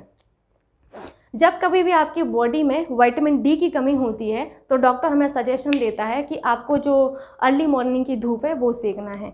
क्यों बोला जाता है अर्ली मॉर्निंग की धूप सेकने के लिए? क्योंकि हमें ये बताया गया है कि जो आपकी धूप है इसमें विटामिन डी होता है ना। लेकिन आज मैं आपको बता दूं कि धूप में कोई विटामिन डी नहीं होता है। विटामिन डी होता है तो वो हमारी बॉडी में होता है। कैसे हो? जब कभी भी आपकी बॉडी पर धूप पड़ती है, जैसे ही हमारी त्वचा पर धूप पड़ती है, तो गिर्गिस्ट्रॉल आपका एक्टिव हो जाता है। और ये जो गिर्गिस्ट्रॉल है, ये गिर्गिस्ट्रॉल ही आपके विटामिन डी को एक्टिव करता है। जैसे ही आपका विटामिन डी एक्टिव हो जाता है, जब सूर्य का प्रकाश पड़ता है तब आपको विटामिन डी मिलना शुरू हो जाता है। अगर आपका सूर्य का प्रकाश आपको नहीं मिलेगा तो ये जो आपकी बॉडी में गिर्गिस्ट्रॉल है, गिर्गिस्ट्रॉल एक्टिव नहीं होगा। और जब गिर्गिस्ट्रॉल ही एक्टिव नहीं हुआ तो विटामिन डी भी एक्टिव नहीं होगा। विटामिन डी एक्टिव नहीं होगा तो फिर आप सभी को पता है कि विटामिन डी की कमी हो जाएगी। तो ये चीज़ अब आपको समझ में आई कि धूप में कोई विटामिन डी नहीं होता है। विटामिन डी होता है हमारी खुद की बॉडी में। कैसे होता है? जैसे ही सूर्य का प्रकाश पड़ा, सूर्य का प्रकाश पड़ने पर हमारी त्वचा में गिर्गिस्ट्रॉल जो होता है वो एक्टिव हुआ, और उस गिर्गिस्ट्रॉल ने हमारा एक्टिव किया किसको? विटामिन डी को। जैसे ही उसने विटामिन डी को एक्टिव किया, जैसे ही सूर्य का प्रकाश पड़ा, तो हमारा जो विटामिन डी है वो हमें मिलना शुरू हो जाता है। इस चीज़ को अभी आप समझ गए होंगे कि विटामिन डी एक्चुअल में धूप में नहीं होता, हमारी खुद की बॉडी में ही होता है। इस चीज़ को अब आप समझ चुके हैं कि सूर्य का प्रकाश क्या करता है, बेसिकली किस तरीके से ये काम करता है। नेक्स्ट है विटामिन डी की विशेषता। तो विटामिन डी की विशेषता में याद रखिएगा कि ये आपका एक हार्मोन विटामिन कहलाता है। वेरी वेरी इंपॉर्टेंट, कई बार एग्जाम में पूछा गया है। वनडे एग्जाम के अलावा आप देखिएगा कि मतलब आपके एग्जाम के अलावा वनडे एग्जाम में भी ये पूछा गया। मैं ये कहना चाहती थी, उल्टा बोल दिया। तो ये हार्मोन विटामिन है। विटामिन डी एक हार्मोन विटामिन कहलाता है, याद रखिएगा आप लोग। अपार्ट फ्रॉम दिस, धूप का विटामिन आपका जो है यही होता है, आप सभी को पता है। दांत व अस्थि निर्माण में विटामिन डी एक महत्वपूर्ण भूमिका निभाता है। कुछ दिन पहले की बात मैं बताती हूँ, मुझे बहुत ज़्यादा वीकनेस हो रही थी, मेरे मतलब पैर में बहुत दर्द होता था, जैसे मैं खड़ी भी नहीं हो पाती थी। आप लोगों को पढ़ाती हूँ तो मैं बिल्कुल भी खड़े नहीं हो पाती थी। तो मैं क्या करती थी, थोड़ा पढ़ाती थी, फिर मैं बैठ जाती थी, थक जाती थी एकदम से। जब मैं डॉक्टर के पास गई तो डॉक्टर ने मुझे यही बोला कि आपके जो बेसिकली जो बोन्स है वो कमज़ोर हो गए हैं, तो आप अर्ली मॉर्निंग की धूप लीजिए, आपके बॉडी में विटामिन डी की कमी हो गई है। तो यहाँ पर आपको याद रखना है कि हमारे अस्थि निर्माण में और दांत निर्माण में जो मेन भूमिका निभाता है वो हमारा कौन निभाता है, विटामिन डी। इसीलिए कहा जाता है कि कैल्शियम और आपके जो फास्फोरस हैं, इनके निर्माण में आपका सहायक कौन होता है, तो इनके निर्माण में सहायक होता है vitamin D. Very very important कि हमारा विटामिन डी किसके निर्माण में सहायक है। दांत व अस्थि के निर्माण में मेन भूमिका हमारे विटामिन डी की ही होती है। अब आप लोगों को भूलना नहीं चाहिए, ये सारी चीज़ें इंपॉर्टेंट है। नेक्स्ट है हमारा विटामिन ई। तो विटामिन ई के बारे में अगर मैं बात करूं तो विटामिन ई की खोज इवांस ने की थी। किसने? इवांस एक वैज्ञानिक थे जिन्होंने विटामिन ई की खोज की थी, और इसका जो रासायनिक नाम है विटामिन ई का वो टोकोफेरोल है। क्या है? टोकोफेरोल। ठीक है, याद रखिएगा इसको, टाको नहीं टोको। ठीक, और इसकी कमी से बांझपन और नपुंसकता होता है, इस चीज़ को याद रखिएगा। इसीलिए आपको बेसिकली जो विटामिन ई है, जिन लोगों को बांझपन या नपुंसकता की प्रॉब्लम होती है उनको विटामिन ई की कमी ही बताई जाती है। तो याद रखिएगा कि विटामिन ई जो है इसकी कमी से कौन से रोग होते हैं, तो बांझपन और जो नपुंसकता एक रोग होता है, ये बेसिकली आपका विटामिन ई की कमी से होता है। विटामिन ई के जो अच्छे स्रोत माने जाते हैं, जैसे आपका बसा हुआ, तेल हुआ, घी हुआ, सोयाबीन हुआ, अंडे की जर्दी हुआ, अंकुरित अनाज। वेरी वेरी इंपॉर्टेंट, कई बार एग्जाम में पूछा गया है कि अंकुरित अनाज में कौन सा आपका विटामिन होता है और अंडे की जर्दी में कौन सा विटामिन होता है। तो याद रखिएगा कि आपका बेसिकली जो अंडे की जर्दी है इसमें आपका विटामिन ई होता है, और अंकुरित अनाजों में भी विटामिन ई ही होता है। अब यहाँ पर मैं बात करूँ विटामिन के की, तो जो विटामिन के है, विटामिन, इसके बारे में एक मैं विशेषता बताना भूल गई। विटामिन ई आपका जो है इसकी विशेषता ये है कि इसको आपका ब्यूटी विटामिन कहा जाता है। वेरी वेरी इंपॉर्टेंट, एग्जाम में पूछा जाता है कि सौंदर्यता का आपका जो विटामिन या ब्यूटी विटामिन किसे कहते हैं, तो ब्यूटी विटामिन विटामिन ई कहलाता है। अपार्ट फ्रॉम दिस इसे आपका जो है क्या कहते हैं, प्रजनन विटामिन भी कहते हैं। क्यों कहते हैं आप सभी को पता है, क्योंकि इसकी कमी से बेसिकली जो बांझपन और नपुंसकता जैसे रोग हैं यही होते हैं। तो ये आपका एक प्रजनन विटामिन के नाम से भी जाना जाता है। नेक्स्ट है हमारा विटामिन के। अब मैं यहाँ पर विटामिन के की अगर बात करूँ तो विटामिन के की खोज किसने की थी? डेम्बाडेजी ने की थी। किसने? डेम्बाडेजी आपके जो व्यक्ति हैं, इन्होंने आपके जो है खोज की थी किसकी? आपके विटामिन के की। विटामिन के जो है, विटामिन के बेसिकली इसकी विशेषता ये है कि ये यकृत में प्रोथ्रोम्बिन का संश्लेषण करती है। किसका? प्रोथ्रोम्बिन का संश्लेषण करती है। ये जो प्रोथ्रोम्बिन है इसके बारे में आप सभी को पता होगा। देखिए, जब हमारा कोई बॉडी पर पार्ट कट जाता है तो वहाँ से ब्लड निकलता है, और थोड़ी देर बाद वहाँ पर रक्त का थक्का जमता है, तो वो वहाँ से आपकी बॉडी में जो ब्लड है वो निकलना बंद हो जाता है, और हमारा जो ब्लड है वो ज़्यादा नहीं निकल पाता। अगर थक्का ना बने तो आप सभी समझ सकते हैं कि कितना सारा आपका ब्लड निकल जाएगा, और शायद मृत्यु भी हो सकती है उस टाइम पर। तो आपकी बॉडी में थक्का बनने का जो कार्य है, बेसिकली जो आपके प्लाज्मा में प्रेजेंट आपके प्रोथ्रोम्बिन है, ये इनकी महत्वपूर्ण भूमिका होती है। तो ये आपके यकृत में प्रोथ्रोम्बिन का जो संश्लेषण है ये विटामिन के ही थ्रू होता है। वेरी वेरी इंपॉर्टेंट कि यकृत में प्रोथ्रोम्बिन का संश्लेषण निर्माण में आपका बेसिकली संश्लेषण में आपका विटामिन के सहायक होता है। ठीक है, इसके स्रोत क्या हैं? तो इसके बेस्ट स्रोत माने जाते हैं हरी सब्जियां, जो आपकी हरी पत्तेदार सब्जियां हैं। वेरी वेरी इंपॉर्टेंट, आपको ये याद रखना है कि हरी पत्तेदार जो सब्जियां हैं आपकी बेसिकली हरी पत्तेदार सब्जियां, इसमें विटामिन के होता है। ठीक है, सोयाबीन में, अंडा में, यकृत में, गोभी में, टमाटर में, इन सभी में आपका विटामिन के होता है। आगे मैं आपको डिस्कस करूंगी आने वाले लेक्चर्स में कि विटामिन से किस तरीके के क्वेश्चंस बने हैं। आपसे डायरेक्टली क्वेश्चन नहीं पूछा जाता है, आपसे क्वेश्चन कुछ अलग घुमा के पूछा जाता है, तो आपको ये सारी चीज़ें पता होनी चाहिए, इसीलिए आप लोगों को इतना सब पढ़ाया जा रहा है। आई विश आप इस चीज़ को समझ सकते हैं। ठीक है, नेक्स्ट है हमारा इसका रासायनिक नाम ग्राम। तो विटामिन के जो है इसका रासायनिक नाम आपका फिलोक्विनोन होता है और इसकी कमी से रोग होते हैं, रक्त का थक्का नहीं बनता। अगर विटामिन के आपका कमी हो जाती है तो आपके यकृत में प्रोथ्रोम्बिन का संश्लेषण नहीं होगा, प्रोथ्रोम्बिन का संश्लेषण नहीं होगा तो रक्त का थक्का बनना इम्पॉसिबल है। ठीक है, तो आप लोगों को ये चीज़ क्लियर हुई होगी कि आपका बेसिकली विटामिन जो के है आपका वो करता क्या है। ठीक है, तो इसकी कमी से रक्त का थक्का नहीं आपका बनता है। वेरी वेरी इंपॉर्टेंट, इतनी चीज़ें आप लोगों को याद रखनी है आपके विटामिन के बारे में। तो आज हमने डिस्कस किया विटामिन्स के बारे में एंड साथ ही साथ हमने कुछ यहाँ पर विटामिन्स भी पढ़े, उनके बारे में भी आप लोगों को समझ में आया होगा। आप लोगों से मैं बस एक ही रिक्वेस्ट करती हूँ, जो कि आप मानते नहीं हैं, कि आप लोग वीडियो को बस लाइक कर दिया करें और जो भी आपका जेन्युइन सजेशन हो वीडियो को लेकर वो भी आप दे दिया करें। आज के इस लेक्चर में हम vitamin B and vitamin C को कवर करने वाले हैं। क्योंकि हम पिछले लेक्चर में vitamin A, vitamin D, vitamin E और विटामिन के को कवर कर चुके हैं, आज हमें यहाँ पर विटामिन बी और सी को कवर करना है। आइए देखते हैं। सबसे पहले मैं बात करती हूँ विटामिन सी की। अगर मैं बात करूँ विटामिन सी की, तो विटामिन सी जो है एक बहुत ही अच्छा जो इसके स्रोत कहें तो उसमें आपके खट्टे फल आते हैं। आप लोग हरी मिर्ची और धनिया, जो कि आप सब्ज़ी वाले के पास जाते हैं तो फ्री में लेना चाहते हैं, लेकिन सब्ज़ी वाला बहुत इनर किनर करता है देने के लिए, क्योंकि आपकी हरी धनिया और जो मिर्ची है, हरी मिर्ची है, वो बेसिकली आपके विटामिन सी का एक अच्छा स्रोत माने जाते हैं। मौसमी, संतरा, ये सब आपके विटामिन सी के अच्छे स्रोत होते हैं। तो आप यहाँ पर देखिए, खट्टे फल हुआ, हरी मिर्ची हुआ, धनिया हुआ, आंवला हुआ, मौसमी हुआ, संतरा हुआ, ये सब आपके विटामिन सी के अच्छे स्रोत माने जाते हैं। नेक्स्ट आपको यहाँ पर याद रखना है कि विटामिन सी को ताप संवेदी विटामिन कहते हैं। ताप संवेदी विटामिन का मतलब ये होता है कि जब कभी भी विटामिन सी को गर्म किया जाता है तो ये आपका नष्ट हो जाता है, जिस वजह से इसको ताप संवेदी विटामिन कहते हैं। इसको नाभिकों का भी विटामिन कहते हैं। इसको घाव भरने में सहायक विटामिन भी कहते हैं, क्योंकि ये घाव भरने में सहायता करता है, जिस वजह से इसको घाव भरने में सहायक विटामिन जो है वो कहा जाता है। नेक्स्ट है इम्यून सिस्टम के निर्माण में आपका सहायक होता है। आप सभी ने देखा होगा कोरोना के टाइम पर विटामिन सी की कमी पड़ गई थी।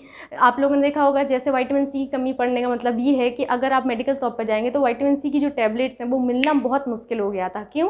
क्योंकि विटामिन सी जो है आपके इम्यून सिस्टम को मजबूत करता है।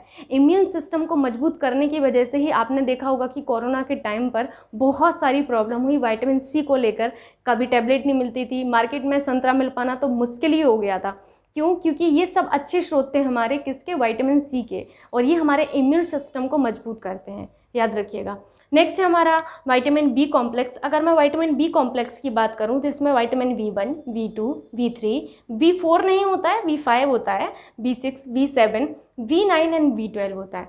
अगर मैं बात करूं कि विटामिन आपके जो बी हैं, बी कॉम्प्लेक्स हैं, इनके अच्छे स्रोत क्या क्या होते हैं, तो याद रखिएगा कि जितनी भी आपकी हरी सब्जियां, ये सभी की सभी हमारे विटामिन बी कॉम्प्लेक्स के अच्छे स्रोत हैं। दूध हुआ, सूखे मेवे, याद रखिएगा कि सूखे मेवे जो हैं, अभी तक आपने सूखे मेवे का बेसिकली नहीं पढ़ा था कि आपके जो सूखे मेवे हैं किस चीज़ का अच्छा स्रोत हैं, तो ये सभी हमारे विटामिन बी के अच्छे स्रोत होते हैं। ताजे फल आपके और मोटे अनाज। देखिए यहाँ पर आपको दो चीज़ें याद रखना है, एक तो सूखे मेवे याद रखना है, दूसरा आपको यहाँ पर मोटे अनाज याद रखना है।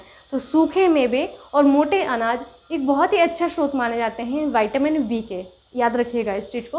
अब हम यहाँ पर आते हैं विटामिन बी कॉम्प्लेक्स के बारे में। तो यहाँ पर सबसे पहले है विटामिन B1, जिसका रासायनिक नाम होता है थायमिन। क्या होता है? थायमिन होता है। और इसकी कमी से आपका बेरी रोग होता है। ये बेसिकली आपका तंत्रिका संबंधी आपके इसमें विकार होते हैं, तंत्रिका संबंधी।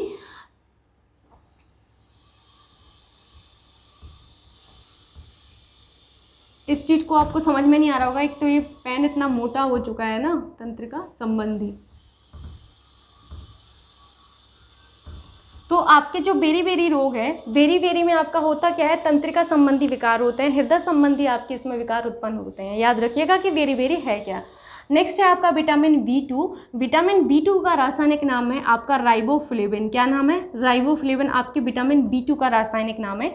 और इसकी कमी से किलोसिस होता है। अभी तक आप लोगों ने किलोसिस तो पढ़ा है, पर अभी तक ये नहीं पता था कि किलोसिस होता क्या है। आप लोगों ने बहुत सारे ऐसे लोगों को देखा होगा जिनके होंठ साइड में फटे होते हैं, तो किलोसिस में होता यही है कि होंठ जो है वो साइड में फट जाते हैं। याद रखिएगा कि किलोसिस में क्या होता है, आपके होंठ जो हैं किनारे पर फट जाते हैं।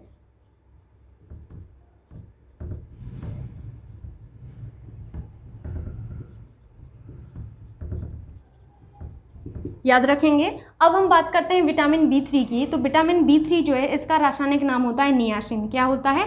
नियासिन होता है। और इसकी कमी से पेलाग्रा होता है और 4D रोग होता है। आप सभी लोगों ने पेलाग्रा का नाम सुना है, बट पेलाग्रा होता क्या है? आप लोगों में से बहुत सारे लोग ऐसे होंगे जिनके आपके जो तलवे हैं वो गर्म रहते होंगे और हथेली भी गर्म रहती होंगी। जैसे मैं हूँ तो मेरी हथेलियाँ बहुत गर्म रहती हैं और मेरे तलवे भी गर्म रहते हैं। तो ये बेसिकली पेलाग्रा ही होता है। पेलाग्रा में लक्षण यही होते हैं कि आपकी हथेली गर्म हो जाती हैं और आपके जो पैर हैं और वो भी आपके तलवे गर्म हो जाते हैं। तो ये पेलाग्रा है।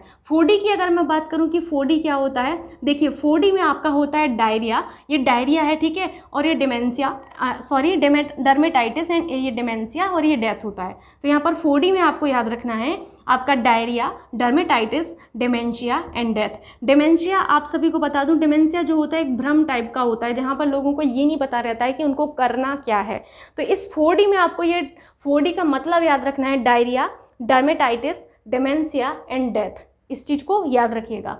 नेक्स्ट हमारा विटामिन B5। विटामिन B5 का रासायनिक नाम होता है पेंटाथीनिक एसिड। पेंटाथीनिक एसिड, इसकी कमी से लकवा और बाल सफ़ेद। आप लोगों में से बहुत सारे लोग ऐसे होंगे जिनके बाल सफ़ेद होंगे। क्यों? क्योंकि उनमें विटामिन B5 की कमी हो चुकी है। तो विटामिन B5 की कमी से लकवा और आपका बाल सफ़ेद होने जैसी समस्याएं देखने को मिलती हैं। विटामिन B6 की अगर बात करूं तो इसका रासायनिक नाम है पायरिडॉक्सिन। और इसमें बेसिकली होता ये है कि आपका जो है स्वप्न को आप याद नहीं रख पाते हैं। साथ ही साथ आपका जो है एनीमिया जैसा जो रोग है वो आपका देखने को मिलता है विटामिन B6 की कमी से, ठीक है। नेक्स्ट होता है विटामिन B7। विटामिन B7 का रासायनिक नाम होता है आपका बायोटिन। क्या होता है? बायोटिन। और ये आपका तंत्रिका संबंधी विकार इससे उत्पन्न होते हैं और इसमें बाल जो आपके झड़ते हैं, बाल गिरना आपके शुरू हो जाते हैं। नेक्स्ट है आपका विटामिन B9। विटामिन B9 का रासायनिक नाम है फॉलिक अम्ल। क्या है? फॉलिक अम्ल। और इसकी कमी से मेगलोब्लास्टिक एनीमिया होता है, जो कि आपके चिल्ड्रन, C का मतलब है चिल्ड्रन, F का मतलब है आपका फीमेल, जो कि चिल्ड्रन और फीमेल में देखने को मिलता है मेगलोब्लास्टिक एनीमिया। विटामिन B12 जो होता है इसका रासायनिक नाम है साइनोकोबालामिन और इसकी कमी से आपका पर्नीशियस एनीमिया होता है, याद रखिएगा। अब आपने यहाँ पर 3 तरीके का एनीमिया पढ़ा। एक तो विटामिन B6 की कमी से, एक विटामिन B9 की कमी से और एक आपने पढ़ा विटामिन B12 की कमी से। विटामिन B6 की कमी से भी एनीमिया होता है, विटामिन B9 की कमी से भी एनीमिया होता है एंड विटामिन B12 की कमी से भी एनीमिया होता है। विटामिन B6 जो होता है इसकी कमी से जो एनीमिया होता है वो आपका सिंपल एनीमिया होता है, याद रखिएगा। कैसा होता है? Simple anaemia. विटामिन B9 की कमी से जो एनीमिया होता है ये आपके बच्चों में और आपकी महिलाओं में होता है, यानी कि चिल्ड्रन में और फीमेल में देखने को मिलता है। और जो विटामिन B12 है ये सबसे खतरनाक होता है। तो याद रखिएगा कि सबसे खतरनाक कौन सा है? सबसे खतरनाक होता है आपका विटामिन B12, आपका सबसे खतरनाक माना जाता है। इंपॉर्टेंट है आपके लिए, इस चीज़ को याद रखिएगा। तो आपने विटामिन B6, B9 और B12 इन तीनों की कमी से क्या देख लिया? इन तीनों की कमी से एनीमिया होता है, ये आपने देखा। और आपका विटामिन B6 आपका बेसिकली सिंपल एनीमिया। वहीं पर आपने देखा विटामिन B12 जो होता है वो चिल्ड्रन और आपकी फीमेल्स में होता है। और वहीं पर आपका विटामिन B12 जो होता है आपका खतरनाक होता है, याद रखिएगा। मैंने कुछ उल्टा बोल दिया। हाँ, विटामिन B9 आपका चिल्ड्रन और फीमेल्स में होता है, विटामिन B12 आपका सबसे खतरनाक होता है, ठीक। तो यहाँ पर याद रखिएगा। अब एक चीज़ मैं बताना भूल गई, आपके जो विटामिन B हैं इसमें बेसिकली नाइट्रोजन आपका मेन होता है। तो इसमें कभी कभी पूछ लिया जाता है कि नाइट्रोजन आपका किस में पाया जाता है। तो विटामिन B आपके जो B हैं, विटामिन B कॉम्प्लेक्स, इन सभी में आपका नाइट्रोजन होता है। आज के इस लेक्चर में हम खनिज तत्वों को देखने वाले हैं। क्योंकि पिछले लेक्चर में मैंने फूड चैप्टर स्टार्ट किया था जहाँ पर मैंने आपको प्रोटीन, कार्बोहाइड्रेट, वसा एंड विटामिन को कवर करवाया है। अब हमें बचा हुआ टॉपिक खनिज तत्व कवर करना है। आइए देखते हैं। अगर मैं बात करूं खनिज तत्वों की, तो खनिज तत्वों को बेसिकली 2 कैटेगरी में आपका डिवाइड किया गया है। एक तो वो जिनको हमें दीर्घ मात्रा में लेने की ज़रूरत पड़ती है। जिनको हमें दीर्घ मात्रा में लेने की ज़रूरत पड़ती है उसमें हमारा कैल्शियम आता है, फॉस्फोरस आता है, पोटेशियम आता है, मैग्नीशियम आता है, सोडियम आता है एंड आपका क्लोरीन आता है। इसकी लगभग 0.1 ग्राम मात्रा आपको पर डे कंज्यूम करनी पड़ती है। कितनी? लगभग 0.1 ग्राम मात्रा जो है आपको पर डे कंज्यूम करनी पड़ती है। इस चीज़ को आपको याद रखना है, ठीक है। नेक्स्ट होता है वो जिसको हमें अल्प मात्रा में लेने की ज़रूरत पड़ती है। जो हमें अल्प मात्रा में खनिज तत्व लेने की ज़रूरत पड़ती है उसमें हमारा कोबाल्ट होता है, आयरन होता है और आपका क्रोमियम होता है, कॉपर होता है, मैग्नीज होता है, जिंक होता है एंड आयोडीन होता है और आपका फ्लोरीन होता है। तो आपको ये चीज़ याद रखना है, एग्जाम में पूछा जाता है कि कौन सा आपको दीर्घ मात्रा में लेने की ज़रूरत पड़ती है। आपको पता होना चाहिए कि दीर्घ मात्रा में हमें कैल्शियम लेने की ज़रूरत पड़ती है, फॉस्फोरस लेने की ज़रूरत पड़ती है, पोटेशियम, मैग्नीशियम एंड आपका सोडियम और आपका क्लोरीन को लेने की ज़रूरत पड़ती है दीर्घ मात्रा में लगभग 0.1 ग्राम। एंड वहीं अल्प मात्रा आपकी जो होती है वो 0.01 ग्राम होती है, जो कि पर डे आपको लेनी पड़ती है किसकी, कोबाल्ट की, आयरन की, क्रोमियम की एंड आपका कॉपर की और मैग्नीज की, जिंक एंड आपके आयोडीन और फ्लोरीन, इनकी आपको अल्प मात्रा लेनी पड़ती है। तो इतना आप लोगों को याद रखना है। अब हमें इनको 1 बाय 1 करके पढ़ना है। जैसे कैल्शियम का क्या रोल प्ले होता है हमारी बॉडी में, हमारा फॉस्फोरस जो है इसका क्या रोल प्ले होता है बॉडी में, ये सारी चीज़ें अब आपको 1 बाय 1 करके पढ़नी है। तो आइए देखते हैं। सबसे पहले अगर मैं बात करूं कैल्शियम की, तो देखिए कैल्शियम बेसिकली शरीर में सर्वोच्च मात्रा में पाए जाने वाला खनिज तत्व है। इस चीज़ को आपको याद रखना है। यहाँ पर मैंने खनिज तत्व की बात की है। अगर आपसे कभी भी पूछा जाए कि शरीर में सर्वाधिक मात्रा में पाए जाने वाला खनिज तत्व कौन सा है, तो आपका आंसर कैल्शियम होगा। यहाँ पर मैंने खनिज तत्व कहा है, इस चीज़ को आपको याद रखना है। साथ ही साथ आपका जो कैल्शियम है ये आपके रुधिर स्कंदन में सहायक होता है। वेरी वेरी इंपॉर्टेंट, आपसे कई बार एग्जाम में पूछा जाता है कि कौन सा आपका खनिज तत्व रुधिर स्कंदन में सहायक है। आपको यहाँ पर याद रखना है कि रुधिर स्कंदन में जो सहायक होता है वो आपका कैल्शियम ही सहायक होता है। कौन होता है, कैल्शियम सहायक होता है। नेक्स्ट हम क्लोरीन की बात करें तो क्लोरीन आपका बेसिकली अम्ल क्षार संतुलन में सहायक है और आपके जठर रस का जो निर्माण होता है, जठर रस के निर्माण में आपका सहायक होता है। तो यहाँ पर आपको याद रखना है क्लोरीन के बारे में। क्लोरीन जो कि आपको दीर्घ मात्रा में लेने की ज़रूरत पड़ती है, तो क्लोरीन जो है इसका बेसिकली रोल ये प्ले होता है कि ये आपके अम्ल क्षार संतुलन में सहायक होता है और साथ ही साथ जो जठर रस है इस जठर रस के निर्माण में सहायक होता है। फॉस्फोरस की अगर मैं बात करूं तो फॉस्फोरस आपका अस्थि और दांतों के निर्माण में सहायक होता है। आप सभी को पता है फॉस्फोरस का जो मेन काम होता है वो यही होता है, आपके अस्थि और दांतों के निर्माण में सहायक होता है। इसकी कमी से आपकी जो बुद्धि है वो कुंठित हो जाती है। ये इंपॉर्टेंट है कि किस खनिज तत्व की कमी से बुद्धि कुंठित हो जाती है। तो याद रखिएगा कि बुद्धि जो कुंठित होती है वो बेसिकली फॉस्फोरस की कमी से ही होती है। नेक्स्ट है हमारा गंधक। अगर मैं गंधक की बात करूं तो यह तंत्रिका तंत्र संबंधी कार्यों को नियंत्रित करता है। गंधक यानी कि सल्फर, इस चीज़ को याद रखिएगा। गंधक का मतलब यहाँ पर सल्फर से है। किससे है, सल्फर से है। और ये जो सल्फर है, इस सल्फर का काम ये होता है कि ये हमारे तंत्रिका संबंधी जो कार्य हैं इन सभी कार्यों को नियंत्रित करता है। नेक्स्ट है मैग्नीशियम। अगर मैं मैग्नीशियम की बात करूँ तो ये जो है आपके वृक्क में पथरी बनने से रोकता है। वेरी वेरी इंपॉर्टेंट कि मैग्नीशियम का कार्य क्या होता है। तो मैग्नीशियम जो है बेसिकली आपके वृक्क में पथरी बनने से रोकता है। यहाँ पर जितने भी लेक्चर्स मैंने आप सभी को पढ़ाए हैं वहाँ पर एक एक चीज़ जो है आपको बहुत इंपॉर्टेंट बताई गई है। इवन मैंने न जाने कहाँ से जो कंटेंट है वो प्रिपेयर किया होगा, बहुत छानबीन करके बहुत सारा रीड करके ही मैंने ये कंटेंट प्रिपेयर किया था। लेकिन मैं ये देख रही हूँ कि आप लोग ना तो वीडियो को लाइक करते हैं और ना ही शेयर करते हैं। आप सभी से बस मैं एक ही रिक्वेस्ट करती हूँ कि प्लीज़ आप लोग वीडियो को लाइक कर दिया करिए और हो सके तो अपने दोस्तों के साथ शेयर भी कर दिया करिए। आप लोगों के लाइक करने से होता ये है कि मुझे मोटिवेशन मिलता है कि मैं इसी तरीके का और भी कंटेंट आप सभी के लिए प्रोवाइड कर सकूं। आइए देखते हैं यहाँ पर मैग्नीशियम की अगर मैं बात करूं तो मैग्नीशियम जो है ये वृक्क में पथरी बनने से रोकता है। तो वृक्क में पथरी बनने से कौन रोकता है, मैग्नीशियम रोकता है। और साथ ही साथ ये कोशिकीय जो श्वसन होता है आपका, इसमें भी महत्वपूर्ण भूमिका निभाता है। तो कोशिकीय श्वसन में महत्वपूर्ण भूमिका निभाता है, साथ ही साथ आपके वृक्क में पथरी बनने से भी रोकता है। सोडियम की बात करें तो सोडियम का बहुत ही जो रोल जो प्ले होता है वो सभी लोगों को पता है, बहुत ही कॉमन है कि ये आपका जो ब्लड प्रेशर है, ब्लड प्रेशर को नियंत्रित करता है। ठीक है। नेक्स्ट है आपका पोटेशियम। तो पोटेशियम जो है ये आपकी हृदय स्पंदन में महत्वपूर्ण भूमिका निभाता है। ठीक। एक है आपका रुधिर स्कंदन। रुधिर स्कंदन कैल्शियम, यहाँ पर स्पंदन है। ठीक है। ये पोटेशियम जो है हृदय स्पंदन आपका जो है इसमें महत्वपूर्ण भूमिका निभाता है। याद रखेंगे आप लोग। तो ये मैंने वो पढ़ाए जो अभी आपको दीर्घ मात्रा में ज़रूरत पड़ती थी। अब यहाँ पर हम वो पढ़ने वाले हैं जिनकी हमें अल्प मात्रा में ज़रूरत है। यहाँ से देखिए ये सब अल्प मात्रा वाले हैं। आयरन देखिए आपका किस में मैच हो रहा है, आपको आयरन ये देखिए ये अल्प मात्रा में आपको ज़रूरत पड़ती है। आयरन की अगर मैं बात करूँ तो सभी को पता है कि आयरन का जो मेन रोल प्ले होता है वो हीमोग्लोबिन के निर्माण में होता है। तो आपको याद रखना है कि आयरन जो है हमारे हीमोग्लोबिन के निर्माण में सहायक होता है। तो ये आपका यहाँ पर आपको याद रखना है। फ्लोरीन की बात करूँ तो फ्लोरीन जो है दांतों के एनिमल के निर्माण में सहायक होता है। अगर आपसे पूछा जाए कि दांतों का जो एनिमल है, दांतों के एनिमल के निर्माण में कौन सहायक है, तो वहाँ पर आपका करेक्ट आंसर होगा फ्लोरीन। फ्लोरीन दांतों के एनिमल के निर्माण में ही सहायक है। आयोडीन की अगर मैं बात करूँ तो आयोडीन की कमी से घेंगा रोग होता है। ये आपके थायरॉक्सिन नामक जो हार्मोन है, इस हार्मोन के निर्माण में एक मेजर रोल प्ले करता है। ठीक है। जिंक अगर मैं बात करूँ तो जिंक का याद रखिएगा कि ये जो है आपके एंजाइम के निर्माण में सहायक है। एंजाइम के निर्माण में सहायक होने के साथ ही साथ एक बहुत ही इंपॉर्टेंट सी बात जिंक की ये याद रखिएगा कि जिंक की कमी से जनन क्षमता में कमी हो जाती है। कई बार एग्जाम में पूछा गया है कि किस खनिज तत्व की कमी से जनन क्षमता में कमी होती है। आपका आंसर होगा जिंक की कमी से जनन क्षमता में कमी होती है। Very very important. इतनी चीज़ें आप सभी को याद रखना है जो मैंने यहाँ पर बताई हैं। कभी भी आपसे एग्जाम में पूछ ली जाएंगी ना, ऐसा नहीं है कि सिर्फ सीटेट एग्जाम में ही आपसे पूछा जाएगा, आपसे किसी भी वनडे एग्जाम में भी ये सारी चीज़ें पूछी जा सकती हैं। आशा करती हूँ कि ये लेक्चर भी आपको अच्छा लगा होगा। वीडियो को लाइक करना एंड शेयर करना ना भूलिएगा। मिलते हैं नेक्स्ट लेक्चर में। जय हिंद।